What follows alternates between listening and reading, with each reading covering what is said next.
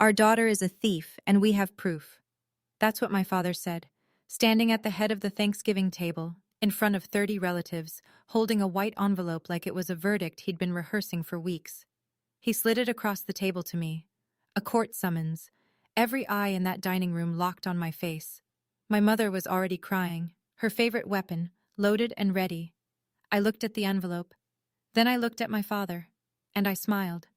Because 4 months earlier, I'd hired someone whose entire job is tracing where money disappears.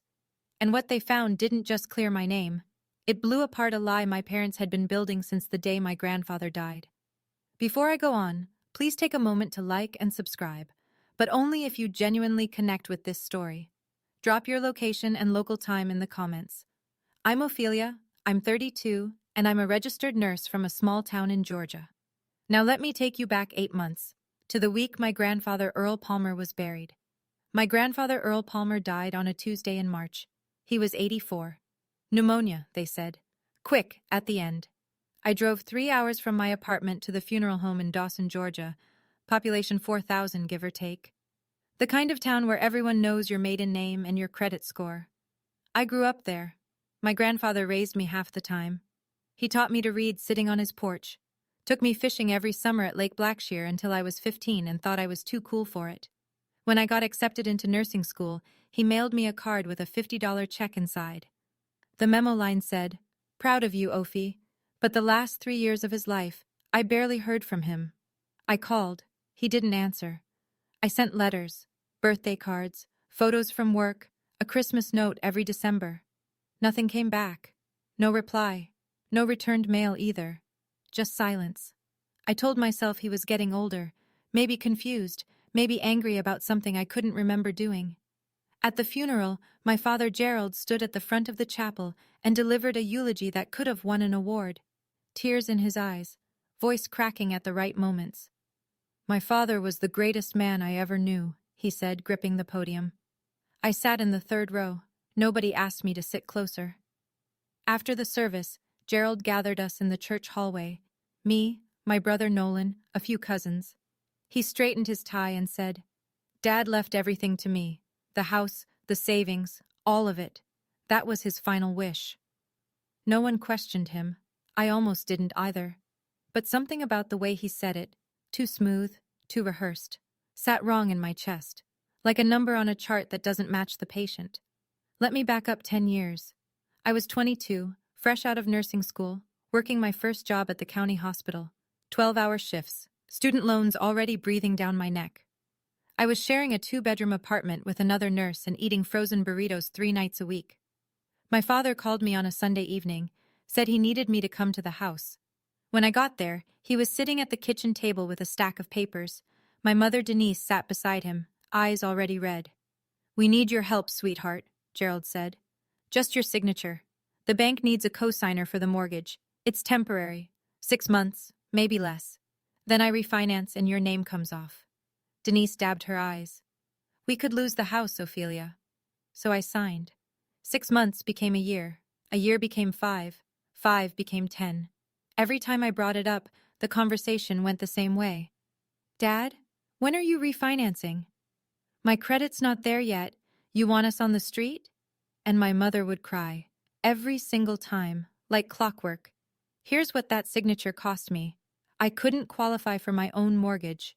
I couldn't get approved for a car loan without a brutal interest rate. My credit score bounced between 580 and 620 because Gerald was late on payments, sometimes 30 days, sometimes 60, and never once told me. I found out from a credit monitoring alert at 2 in the morning, 2 60-day lates I never knew about. My score had dropped 40 points overnight. I called him the next day. He said, "Things were tight, I handled it." He handled it. With my name. 2 weeks after the funeral, I sat Gerald down at his kitchen table and said it plainly. "Dad, I need my name off that mortgage, this year." No tears, no yelling, just a fact. Gerald leaned back in his chair. "Now's not the time, Ophelia. I just buried my father." "I know, and I'm sorry, but this has been 10 years. His jaw tightened. "You want me to refinance right now? With what credit? You think banks are lining up for a 61-year-old retired insurance man? Then sell the house. Downsize. I don't care how, but I need off that loan. He stood up so fast the chair scraped the floor. You want to talk about lawyers? You want to sue your own parents? Go ahead. See how that looks. I didn't say anything about lawyers. He added that himself. That night, my mother made 8 phone calls. I know because 4 different relatives called me within 3 days. Aunt Marlene texted, "Your parents raised you and this is how you repay them? Shame on you, Ophelia."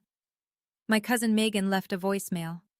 "Hey, I heard you're threatening to take your parents' house. What's going on?" My father's cousin Danny called and said, "Family doesn't do this to family."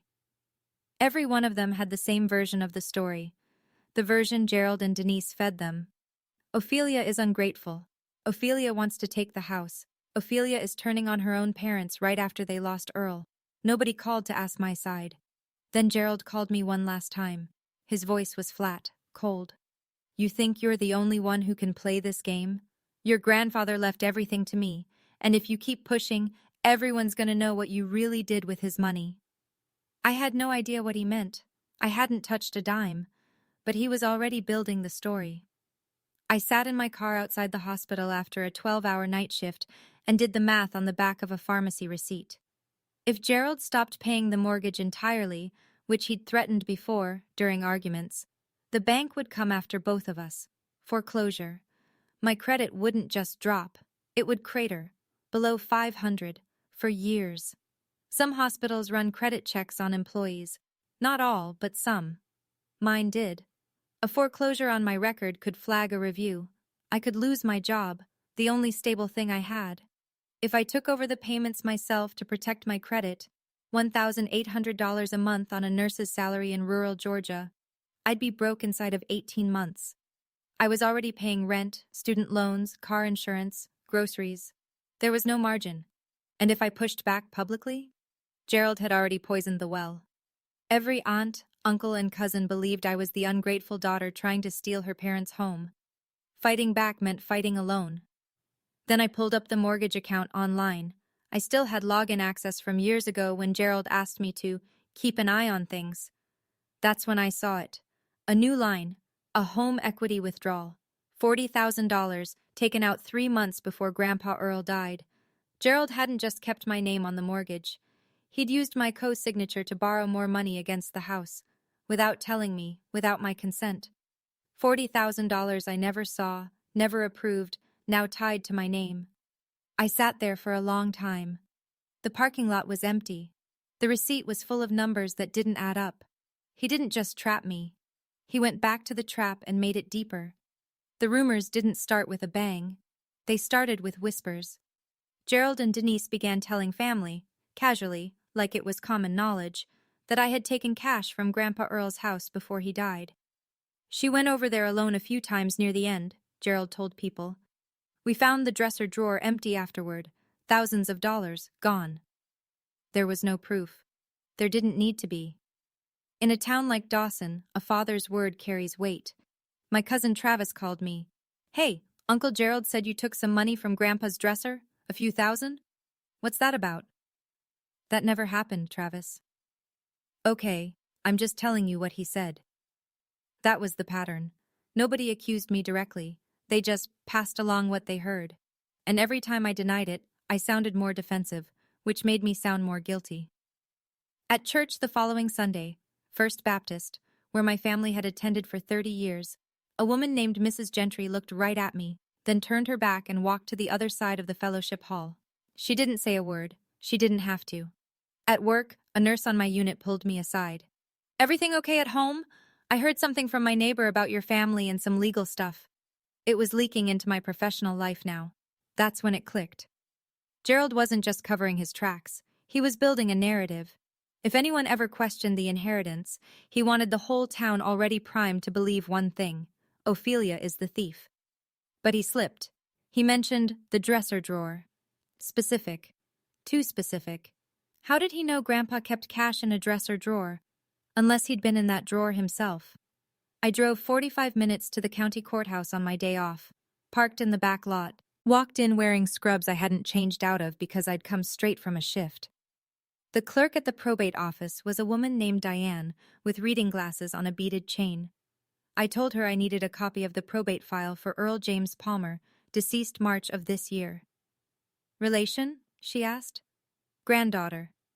She didn't hesitate. Probate records are public. Anyone can request them. She printed the file and handed it to me in a manila folder. I sat on a bench in the courthouse hallway and opened it. The will was there, the one Gerald had filed, typed, notarized, dated 14 months before Grandpa died. It said, "I leave all real and personal property to my son, Gerald Ray Palmer. All of it, the house, the savings accounts, everything." I read it twice. Then I looked at the signature at the bottom. Earl James Palmer. I'd seen my grandfather's handwriting hundreds of times, on birthday cards every year, on the memo line of every Christmas check, on a note he left in my lunchbox once when I was 9 that said, "You're smarter than you think, Ophi." His handwriting was shaky but specific. The E always leaned left, the P had a long tail. It was as familiar to me as my own. The signature on that will was close, but it wasn't his. The E was too upright, the P too short. The whole thing was too careful, like someone trying very hard to copy something they'd only seen a few times. I took a photo of the signature with my phone. My hands were steady. I wasn't sad anymore. I was certain. I opened my phone and typed into the search bar, "forensic accountant near me." The call came on a Wednesday night. I was eating leftover soup at my kitchen counter when Gerald's name lit up my screen. I almost didn't answer. "Thanksgiving at Marlene's," he said. No hello. "You're coming." "I'll think about it." "No, you will be there, and you'll apologize." I set my spoon down. "Apologize for what?" "For what you stole, in front of everyone." "I didn't steal anything, Dad." "Then you won't mind proving it." A pause. Then, "See you Thursday." He hung up before I could respond. I stood in my kitchen for a long time, holding the phone against my thigh. The soup got cold. I didn't touch it again. Gerald wasn't inviting me to dinner. He was building a courtroom. 20 minutes later, my mother texted. The message was long, 4 paragraphs of her usual language, words like healing and closure, and as a family. The last line read, "Your father just wants to resolve this privately. Don't make it bigger than it needs to be, privately, in front of 30 people. I learned later that Gerald had called 10 additional relatives, people who normally skipped Thanksgiving, second cousins, a great aunt from Macon, Denise's college roommate. He wanted the room full. He wanted witnesses, not witnesses to the truth, witnesses to the performance. I sat on my couch that night and stared at the ceiling. I had a choice. I could skip Thanksgiving, stay home, let Gerald tell whatever story he wanted to an audience that already believed him, or I could walk into that room and face whatever he'd prepared. I thought about my grandfather. About 3 years of silence that wasn't silence at all. It was sabotage. I texted Gerald back one word. Coming.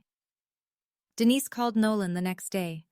I know because Nolan called me an hour later, sounding like a man standing on a bridge trying to figure out which side to jump to. "What's going on, Ophelia? Mom says you took money from Grandpa?"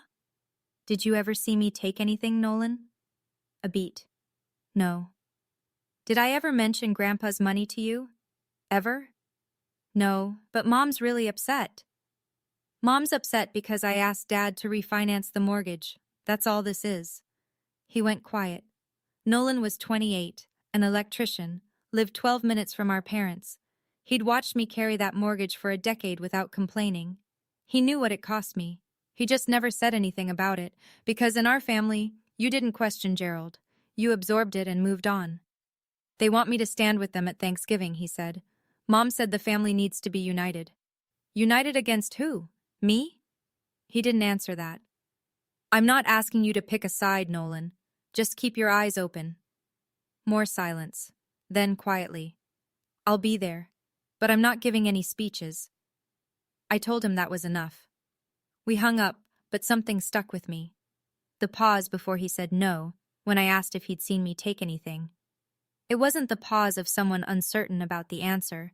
It was the pause of someone who wanted to say something else entirely, something heavier, and swallowed it instead.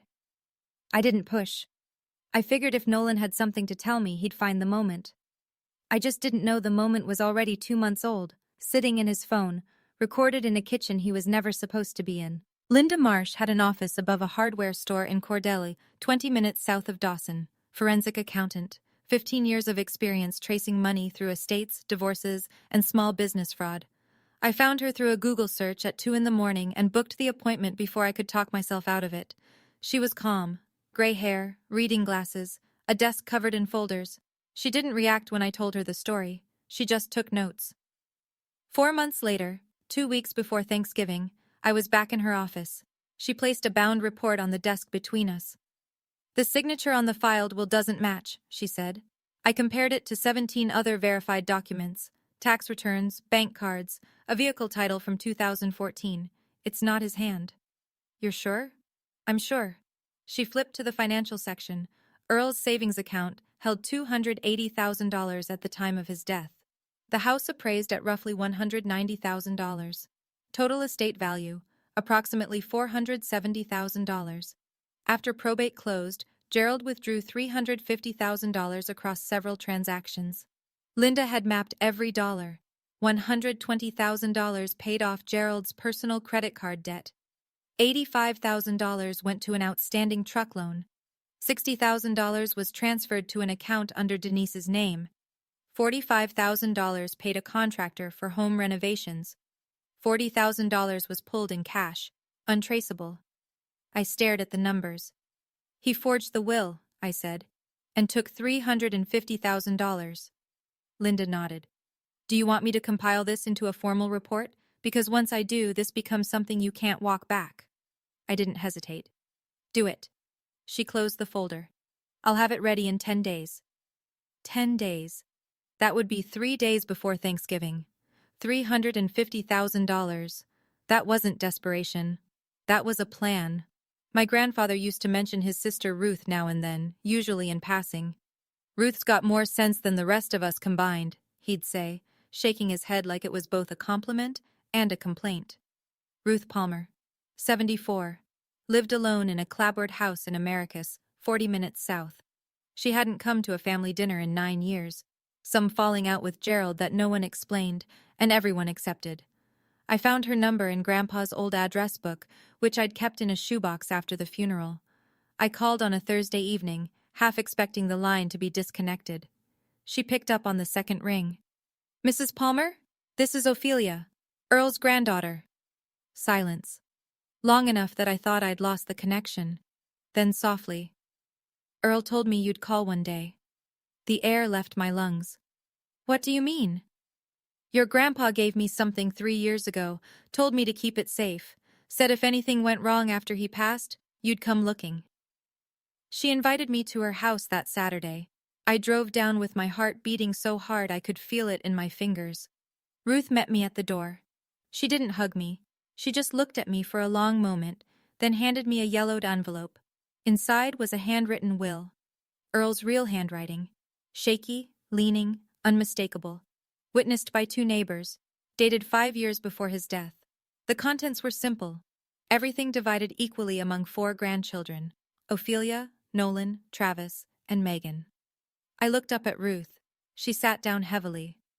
Gerald came to your grandpa's house every week those last 3 years. Told Earl you didn't want to see him anymore, said you'd moved on. My grandfather didn't stop calling me. Gerald stopped him. 2 weeks before Thanksgiving. 10:14 p.m., Nolan's name on my screen. I need to tell you something, he said. His voice was low, rushed, like a man talking in a room he wasn't supposed to be in. Don't ask how I know. Okay. 2 months ago, I went to the house to grab my drill set from the garage. I came through the side door. Mom and Dad were in the kitchen. They didn't hear me come in. He paused. I could hear him breathing. Dad was saying, I'm going to tell you exactly what he said. She can't prove anything. The will is filed. It's done. I gripped the edge of my couch cushion. And then Mom said, but what if she gets a lawyer? And Dad said, then we go louder. We make her the villain. Nobody's gonna believe her over us. Silence on both ends. Nolan, tell me you recorded that. I hit record the second I heard them arguing. I have the whole thing. He sent me the audio file while we were still on the phone. I played it. Gerald's voice filled my apartment. Muffled, tinny, but unmistakable. Denise's too. Every word exactly as Nolan described. Why didn't you tell me sooner? I asked. He was quiet for a long time, then, because I was scared, Ophelia. They're my parents too. I didn't know what to do with it. I understood that. I really did. Fear doesn't always look like shaking hands. Sometimes it looks like 2 months of silence, carrying a recording on your phone like a grenade you don't know how to throw. Thank you, I said. That took guts. What are you going to do? I don't know yet, but I'm not going to Thanksgiving empty-handed. The estate attorney's name was Harlan Bates. Small office on Main Street in Albany. Wood-paneled walls, a University of Georgia diploma, and a handshake that meant something. I laid everything on his desk. Linda Marsh's forensic report, the handwritten will from Aunt Ruth, the probate file from the courthouse, and the audio recording from Nolan. He spent 40 minutes reading, didn't say a word until he was finished. Then he looked up. This is fraud, clear as day. Forged signature, falsified probate filing, misappropriation of estate assets. You have standing to challenge the will and file a civil claim. If the DA's office picks it up, it could go criminal. I'm not suing anyone. Not yet. I just need to be ready. He nodded slowly. Ready for what, exactly? My father is planning something for Thanksgiving. I don't know what, but I know him. He won't let this go quietly. Harlan assembled a packet for me, a summary of the forensic findings, a certified copy of the original will, and a printout of the account transfers showing where the $350,000 went. He put it all in a large manila envelope and sealed it. If you ever need to use this, he said, it speaks for itself. I put the envelope in my bag. That evening I called Aunt Ruth. Would you come to Thanksgiving at Marlene's? Silence. Then, I haven't been to a family dinner in 9 years. I know. Another pause. For Earl, I'll be there. I hung up and sat on the edge of my bed. The envelope was in my bag by the door. If Gerald said nothing at Thanksgiving, it would stay there, sealed, untouched. But I knew my father. Silence had never been his style. Okay, I need to pause here for a second. This part isn't in the story. This is just me, talking to you. Sitting in that lawyer's office, holding that envelope, I almost backed out. Almost put it back on his desk and said, forget it. Because part of me, the part that spent 32 years being Gerald Palmer's daughter, still wanted to believe there was an explanation. That maybe I had it wrong. But here's my question for you. If you had the proof in your hands, would you bring it to Thanksgiving? Or would you keep the peace? Let me know in the comments. All right. Thanksgiving morning. Aunt Marlene's house sat on a half-acre lot on Pinewood Drive, a white ranch style with black shutters and an American flag on the porch. The driveway was already full when I pulled up at 1:15. Trucks, sedans, a minivan with a car seat in back. Someone had taped paper turkeys to the front door. Inside, 3 long tables pushed together down the center of the living room, covered in mismatched tablecloths. 32 place settings. The smell of roasted turkey and cornbread dressing hit me before I cleared the doorway. I stepped in and the room shifted. Not loudly, not obviously, but I felt it. A half-second pause in conversation. A few heads turning. Someone near the kitchen glanced at me and looked away fast. Everyone here had heard the rumors. Everyone had already picked a side. Aunt Marlene hugged me at the door. Good to see you, honey. But her arms were stiff, and she let go a beat too soon. Gerald sat at the head of the center table, navy blazer, pressed shirt, dressed up, which was unusual for Thanksgiving. Denise was beside him in a cream-colored sweater, hands folded, eyes already glistening. They looked like a couple posing for a church directory photo. Gerald saw me and smiled. Not warmth, satisfaction. The smile of a man who's already rehearsed the next 2 hours. Aunt Ruth arrived 15 minutes later. She came through the side door quietly and sat at the far end of the table. Nobody greeted her. Most of the younger cousins didn't even recognize her. 9 years is a long time. Nolan was in the middle of the table, staring at his empty plate like it held the answers to something. I set my bag under my chair, the envelope pressed against my ankle. The turkey was carved, the prayer was said, and Gerald waited. We were 20 minutes into the meal when Gerald tapped his knife against his water glass. The room went quiet in layers. The adults first, then the teenagers, then the kids at the folding table near the window. Someone turned down the football game on the TV in the den. Gerald stood. He placed both hands on the table, leaned forward slightly, and looked around the room like a man about to deliver a sermon. "Before we go around and say what we're thankful for," he began, "I need to address something that's been weighing on this family."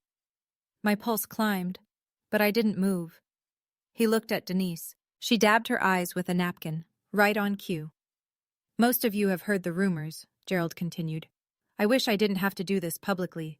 Believe me, Denise and I tried to handle it privately, but our daughter left us no choice." He paused for effect. A few relatives shifted in their seats. Uncle Danny set down his fork. "After my father passed, we discovered that a significant amount of money was missing from his accounts. We looked into it, we traced it, and the evidence points to one person in this room." He turned to me. 32 faces followed his gaze. "Our daughter Ophelia is a thief." His voice didn't waver. "And we have proof." The room held its breath. Aunt Marlene's hand went to her mouth. Cousin Megan stared at me wide-eyed. A great aunt I barely knew whispered to the woman beside her, "Oh my God!" Denise's crying grew louder, perfectly timed, perfectly pitched. Gerald stood over me like a judge at sentencing, and the entire room waited for me to crumble. I didn't. I folded my hands on the table and looked him in the eye. Gerald reached into the inside pocket of his blazer and pulled out a white envelope, crisp, official-looking. He walked slowly around the table, past Uncle Danny, past Cousin Travis, past Aunt Marlene, until he stood right beside my chair. He set the envelope in front of me.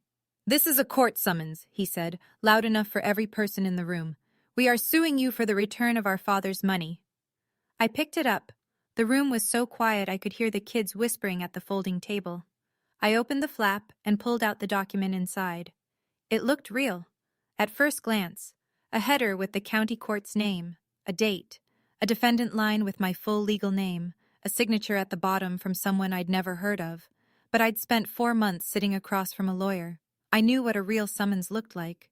This one had no case number, no clerk's stamp. The font was wrong, too clean, too uniform.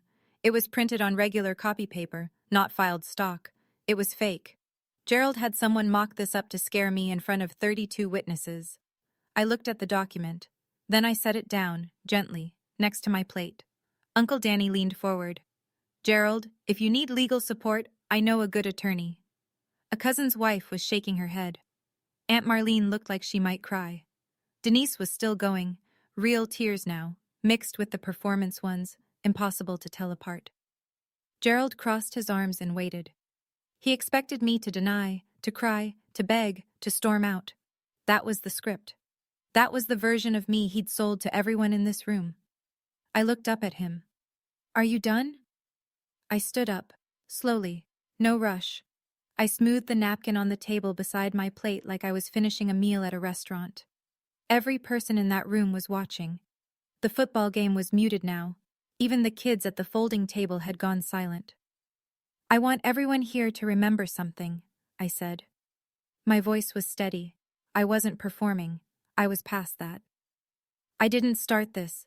Dad did." I turned to face Gerald directly. "So I'm going to ask you one question, Dad, in front of everyone, and I want a clear answer." Gerald's chin lifted, defiant, still in control, or so he believed. "Did Grandpa Earl write that will?" "Of course he did." "You're sure?" His eyes narrowed. "Are you calling me a liar? In front of my whole family?" I didn't answer that. I let the question hang in the air like smoke. Then I bent down and reached under my chair. My fingers found the bag. Inside it, the manila envelope, heavy, sealed, 4 months in the making. I placed it on the table, right next to his fake summons. The room didn't move. Gerald stared at the envelope. It was thick. It was real. And for the first time all night, something shifted behind his eyes. A flicker, fast, like a candle caught in a draft. I looked at him. "Funny," I said. "So do I." Nobody spoke. Gerald's smile was gone. Not slowly. All at once, like someone had reached inside his face and pulled it off. I unsealed the envelope. Denise stopped crying, and 32 people leaned forward. I pulled the first page from the envelope and held it up. This, I said, is a side-by-side comparison of the signature on the will Dad filed in probate, and 17 verified signatures from Grandpa Earl. Tax returns, bank documents, a vehicle title, all confirmed authentic. I passed the page to Aunt Marlene, who was closest. She put on her reading glasses. The left column showed the signature from Gerald's will. The right showed Earl's real handwriting. 17 samples, all consistent. The slanting E, the long-tailed P, the way his hand shook more in recent years but kept the same rhythm. The signature on Gerald's will was stiff, upright, careful. A copy made by someone trying too hard. Marlene's lips parted. She looked up at Gerald, then back at the page, then passed it to Uncle Danny without a word. A forensic accountant examined these samples, I said. Her professional conclusion is that the signature on the probate will is forged. That's a lie. Gerald's voice came out louder than he intended. A few people flinched. You paid someone to make that up. I didn't argue. I didn't raise my voice. I'm not asking anyone to believe me, I said. I'm asking you to look. The page moved down the table, person by person. I watched their faces change. Confusion, then recognition, then something harder. Uncle Danny held the page up to the light and shook his head slowly. Travis stared at it for a long time, then set it down and pushed it to the next person without looking at Gerald. Denise hadn't touched her napkin in 2 minutes. She was watching Gerald, not with sorrow, with fear. I reached into the envelope for the second document. I pulled out a single handwritten page. Yellowed, creased, familiar in a way that made my throat tighten. This is Grandpa Earl's real will, I said. Written in his own hand, witnessed by 2 neighbors, dated 5 years before he died. I read the key line aloud. I leave all real and personal property to be divided equally among my 4 grandchildren, Ophelia, Nolan, Travis, and Megan. Not Gerald, not his son, his grandchildren. Gerald took a step back. Where did you get that? That isn't legitimate. And then Aunt Ruth stood up. She'd been sitting at the far end of the table, so quiet most people had forgotten she was there. She was 74, small, silver-haired, wearing a church dress she probably hadn't worn in years. The room turned. Earl gave it to me, Ruth said. Her voice was thin but clear. 3 years ago. Sat me down at my kitchen table, handed me this envelope and said, "Keep this safe, Ruth, because I don't trust my own son." Nobody breathed. Gerald. Ruth, you don't know what you're... I'm not finished. She didn't raise her voice. She didn't need to. Gerald went to your grandpa's house every week those last 3 years. Told Earl that Ophelia didn't want to see him anymore. Told him she'd moved on. Cut off the phone calls. Returned the letters. She looked at me. Earl died thinking his granddaughter forgot him. I felt the room shift. Not toward me, not toward Gerald, but toward something none of them had prepared for. The silence that followed wasn't confusion.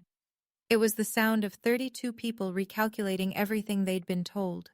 Gerald's face was white. His mouth opened. Nothing came out. Denise whispered to no one. Oh, God. I pulled the last page from the envelope. After probate closed, Dad withdrew $350,000 from Grandpa's accounts. I held the sheet so the room could see the columns. This is where every dollar went. I read it slowly. No emotion, just numbers. $120,000, Dad's personal credit card debt. $85,000, an outstanding loan on his truck. $60,000, transferred into an account under Mom's name. $45,000, paid to a contractor for renovations on their house. $40,000, withdrawn in cash. Destination unknown. I set the page down. That's $350,000 that belonged to 4 grandchildren, not 1 son. Gerald grabbed the back of his chair. That's my father's money. He left it to me, legally. No, Dad. I kept my voice level. He left it to us, all 4 of us. You forged his will to take it. The room was so still I could hear the clock on Marlene's mantel ticking. Someone at the far end of the table, I think it was Danny's wife, set her glass down and pushed her chair back slowly, like she was trying to leave without making a sound. Travis was staring at the tablecloth, jaw tight. Megan had her hand over her mouth. Aunt Marlene picked up her napkin, folded it once, placed it beside her plate, and pushed her chair out. She didn't stand. She just separated. Inches of distance, that meant everything. Uncle Danny, the same man who 5 minutes ago offered Gerald a lawyer, turned in his seat. "Gerald," his voice was careful. "Is this true?" Gerald looked at him, then at Marlene, then at Denise, who had stopped crying entirely and was staring at the table like it might open up and swallow her. He didn't answer. Gerald's eyes swept the room, searching for someone, anyone, still on his side. He found no one. "She's manipulating all of you." His voice cracked on the second word. These are fabricated. She paid people to..." "Then explain the money, Dad." I didn't shout. I didn't need to. $350,000. Where did it go? He opened his mouth, closed it, opened it again. Nothing. That's when Nolan stood up. Every head in the room turned. Nolan, 28, quiet, the one who never took sides, was standing at the middle of the table with his phone in his hand. "I heard them," he said. His voice was tight, like he was holding it together with both fists. 2 months ago, in the kitchen. They didn't know I was in the garage." He looked at Gerald, then at Denise. "Dad said, 'She can't prove anything. The will is filed. It's done.'" Gerald, "Nolan, don't." And Mom said, "But what if she gets a lawyer?" And Dad said, "Then we go louder. We make her the villain. Nobody's gonna believe her over us." Nolan tapped his phone screen and set it on the table. Gerald's voice filled the room, muffled, recorded through a garage wall, but every word clear enough to land. "She can't prove anything. The will is filed. It's done." Then Denise's voice. "But what if she gets a lawyer?" Then Gerald again. "Then we go louder. We make her the villain." The recording ended. The silence that followed was the loudest thing I'd ever heard. Gerald sat down, heavily, like the bones in his legs had quit. Denise said barely above a whisper, "I told you this would happen." Not grief, not shame, anger, directed at Gerald. She'd known. She'd warned him. And now the room knew she'd known too. I want to be honest with you here. Standing in that room, watching my father's face collapse, I didn't feel victorious. I felt hollow. Because this wasn't a courtroom drama. This was Thanksgiving. These were people I'd loved my entire life. But I learned something that day. Love doesn't mean letting someone dismantle you. And silence isn't peace. It's just permission. Quick question for you. Do you think Nolan did the right thing by waiting 2 months? Or should he have told me the day he heard it? I'm genuinely curious. Drop your take below. All right, let me tell you what happened after that dinner. Nobody ate dessert. People left in waves. First the outer ring of distant relatives, then the cousins, then the uncles. Most didn't say goodbye to Gerald. They just picked up their coats and walked out. A few hugged me on the porch. Travis gripped my hand and said, "We'll talk this week." Megan found me by the driveway. If that will is real, and I think it is, we were all robbed. All 4 of us. "I know," I said. "I'm not telling anyone what to do, but the forensic report is as much yours as it is mine. I want a copy. I'll send it tomorrow." Within a week, Travis and Megan had retained their own attorney. They filed a petition with the probate court to reopen Earl Palmer's estate based on evidence of signature forgery and the existence of a prior valid will. I wasn't the one who filed. The cousins made that decision themselves. I gave them the information. They acted on it. There's a difference, and it matters to me. The attorney also reviewed Gerald's fake summons, the one he'd slid across the table like it was a live grenade. No case number. No clerk's filing stamp. Not on record with any court in the state of Georgia. It was printed paper in a white envelope. A prop. Travis's lawyer put it bluntly. Your father tried to intimidate you with a document that has the legal weight of a restaurant menu.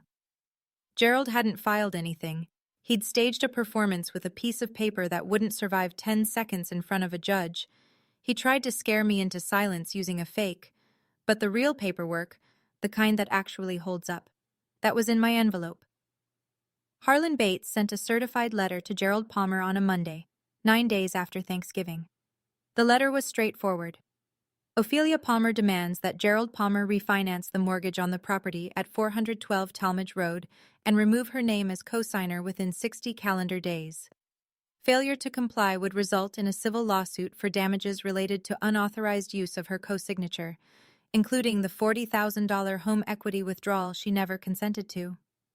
Gerald, now facing a probate challenge from 3 grandchildren, potential criminal exposure, and the complete evaporation of his reputation in a town where everyone now knew what he'd done, did not fight it. He refinanced in 5 weeks. I got the notification from the bank on a Wednesday afternoon. I was sitting in the hospital break room eating a granola bar between patients when my phone buzzed. The email was short. My name had been removed from the mortgage, effective immediately. I sat there for a long time. A coworker asked me if I was okay. I said yes. Then I walked out to my car in the parking lot, sat in the driver's seat with the engine off, and cried. Not from joy, not exactly. From the release of something I'd been carrying so long I'd forgotten it was heavy. 10 years of someone else's debt attached to my name. 10 years of phone calls about refinancing that never happened. 10 years of watching my credit score drop because a man who called himself my father couldn't be bothered to pay on time. Gone. In 5 weeks. I pulled up my credit report on my phone. It had already started climbing. 640, then 680. The banker told me it would reach 710 within 6 months. Not perfect, but mine. Aunt Ruth called me a week before Christmas. Come by Saturday, I have something for you. I drove to Americus on a gray December morning. Ruth's house smelled like coffee and cedar. She was sitting at the kitchen table with a shoebox in front of her. These are yours, she said. Earl wanted you to have them. Inside the box were letters, 11 of them, written by my grandfather over the last 3 years of his life. He'd written them to me, one every few months, and mailed them to Ruth because he knew Gerald was intercepting everything that went to my address or phone. I opened the first one. The handwriting was shaky, the paper creased, dated 3 years before he died. Ophi, your daddy told me you don't want to see me anymore. I don't believe it. But if it's true, I want you to know I'm not angry. I just miss you. I opened the last one. Written 2 months before he passed. I'm leaving the house and the savings to you kids. All 4 of you. If your father does something different, find Ruth. She's got the real one. I love you, Ophi. I always did. I set the letter down on Ruth's kitchen table and pressed my palms flat against the wood. The grain was cold under my fingers. I focused on that. The cold, the texture. Because if I didn't anchor myself to something physical, I was going to dissolve. He never stopped writing to me. For 3 years, he wrote letters he knew I'd never receive, and sent copies to the one person he trusted to hold the truth. Ruth poured me a cup of coffee. Neither of us spoke for a while. He didn't leave me money. He left me proof that he never gave up. In a small town, you don't need a press conference. You just need one Thanksgiving dinner. By the first week of December, every family in our circle, and most of the congregation at First Baptist, knew what Gerald and Denise had done. Not because I told them. I didn't have to. 32 people sat in that room. At least half of them went home and told someone. Those people told someone else. That's how it works in Dawson. Gerald and Denise stopped getting invited to things. No Christmas party at the Gentrys. No New Year's potluck at the church hall. Aunt Marlene, Denise's own sister, called her 3 days after Thanksgiving and said, I don't know exactly what you two did, but don't call me for a while. I need time. Denise tried to post a family update on Facebook. Something about false accusations and a family misunderstanding blown out of proportion. Within an hour, Travis commented with a link to the public probate filing. Denise deleted the post by dinner time. At church, Gerald shook hands with the pastor after the service like he always did, but the people who used to linger and chat moved on quickly. No one was rude, no one confronted him. They just shortened things. Fewer words, less eye contact. The invisible arithmetic of a small town adjusting its ledger. Mrs. Gentry, the woman who'd turned her back on me months ago in the fellowship hall, found me in the grocery store parking lot one Saturday. She touched my arm and said, "I owe you an apology, honey. I believed the wrong person." I told her I understood, because I did. Nobody banished Gerald and Denise. Nobody had to. In a small town, silence is the loudest sentence. The probate court accepted the petition to reopen Earl Palmer's estate in January. It moved faster than I expected. The judge reviewed the forensic signature analysis, the original handwritten will with 2 living witnesses, and the financial records showing the $350,000 in disbursements. She appointed an independent handwriting expert to evaluate the signatures. The expert's conclusion matched Linda Marsh's. The signature on the filed will was not Earl Palmer's. With the probate case reopened, Gerald now faced 2 tracks of consequences. The first was civil. The court would order the redistribution of estate assets according to the original will. 4 grandchildren, equal shares. The second was criminal. Forging a will in Georgia is a felony, estate fraud. The district attorney's office opened a preliminary review. No charges yet. These things take time. But the file was open and the evidence was clear. Gerald's lawyer advised him to negotiate. Gerald didn't have much leverage left. The house on Earl's property, the one he'd been so desperate to keep, had to be listed for sale. The proceeds, combined with whatever remained in the accounts, would be redistributed. After legal fees, each grandchild received approximately $82,000. Not a life-changing fortune. But not nothing either. Travis used his share to pay off his truck. Megan put hers toward her daughter's college fund. Nolan hadn't decided yet. I kept mine in a savings account and didn't touch it for 2 months. I wanted to make sure it felt clean before I spent $1, that it wasn't anger money or revenge money, just what Grandpa Earl intended, a share of what he'd built, passed down to the people he loved. Gerald spent $350,000 trying to live a life he couldn't afford. It cost him everything he had left. Nolan called me the week after Thanksgiving. It was the first time in years he'd called without it being about our parents.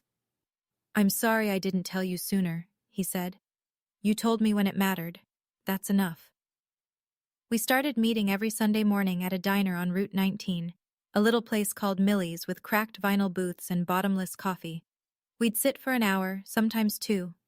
We talked about work, about the weather, about nothing. And slowly, very slowly, we talked about everything else. Nolan told me that Gerald had tried to get him to co-sign on a personal loan 2 years ago. He'd refused. Gerald stopped speaking to him for 4 months afterward. Just froze him out. No calls, no visits, no acknowledgement at family events. "I thought I'd done something wrong," Nolan said, stirring his coffee. "Took me a while to realize it was punishment." I told him about the letters, about Grandpa Earl writing to me for 3 years through Aunt Ruth, about how Gerald had told Earl I didn't want to see him anymore. Nolan stared at the table. "He played us against each other," he said, "our whole lives." "I know. He kept us separate so neither of us would compare notes. I know that too." We sat there for a long time, not talking, just sitting in the same booth, drinking the same coffee. It was the most comfortable silence I'd had with another person in years. We didn't lose our parents that Thanksgiving. We'd lost them long before. We just didn't have the language for it yet.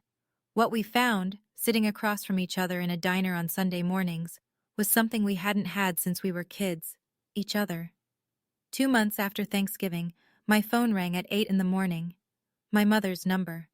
I almost didn't answer, but something about the hour, Denise never called before 10, made me pick up. "I know you won't forgive us." Her voice was flat. No tears. No performance. For the first time in my life, my mother sounded like she was speaking without a script. "I just want you to know, I didn't want it to go this far." I leaned against my kitchen counter. "But you let it, Mom, every step." "I know.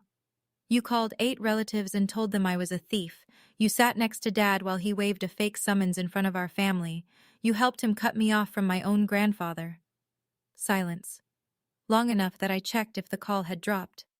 Then quietly, "I was afraid of losing the house. I know that's not enough. But that's what it was." I believed her. Not because it excused anything. It didn't. But because I'd seen that fear before. Denise Palmer had spent 35 years married to a man who made every crisis feel like the edge of a cliff. She was afraid. She was wrong. Both things were true. "I need space, Mom," I said. "A lot of it. Don't call me for a while." She said okay. She didn't argue. She didn't cry. Gerald never called. Not once. No text, no letter, no message through a relative. For the first time in 61 years, Gerald Palmer had nothing to say to anyone. I don't know if his silence was guilt or shame or just the absence of a plan. I spent a long time wondering. Then I stopped. I didn't slam the door. I just stopped holding it open. 4 months after Thanksgiving, I bought a house. Nothing fancy. A little 2-bedroom on Elm Street, a half-mile from the hospital. White siding, green door, a porch just wide enough for 2 chairs. 900 square feet. Built in 1978. I put down the money from Grandpa Earl's estate, $82,000, and qualified for the rest on my own credit. My score had climbed to 709 by then. The loan officer shook my hand and said, "Congratulations, Miss Palmer." No cosigner, no second name on the paperwork, just mine.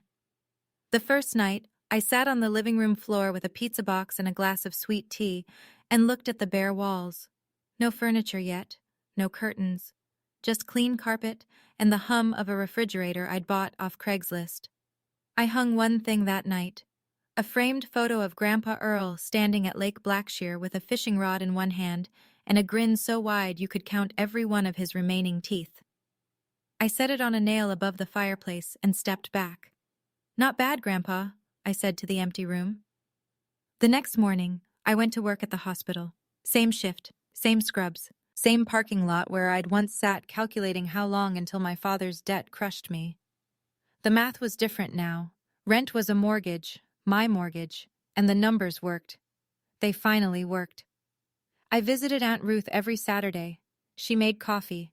I brought pound cake from the bakery on Main Street. We talked about Earl, the real Earl, not Gerald's version. She showed me photos I'd never seen. Earl at 20, in uniform. Earl at 50, building the house that Gerald would later steal. The house is small, 900 square feet, but every inch of it is mine. I'm not telling you this story because I think I'm brave. I'm telling it because for 10 years I thought endurance was the same thing as love. I thought saying yes to everything my parents asked, even when it hurt, even when it cost me, was what a good daughter does. I was wrong. A boundary isn't a wall, it's a door. You choose who gets to walk through it, and you choose when it closes. That's not cruelty. That's architecture.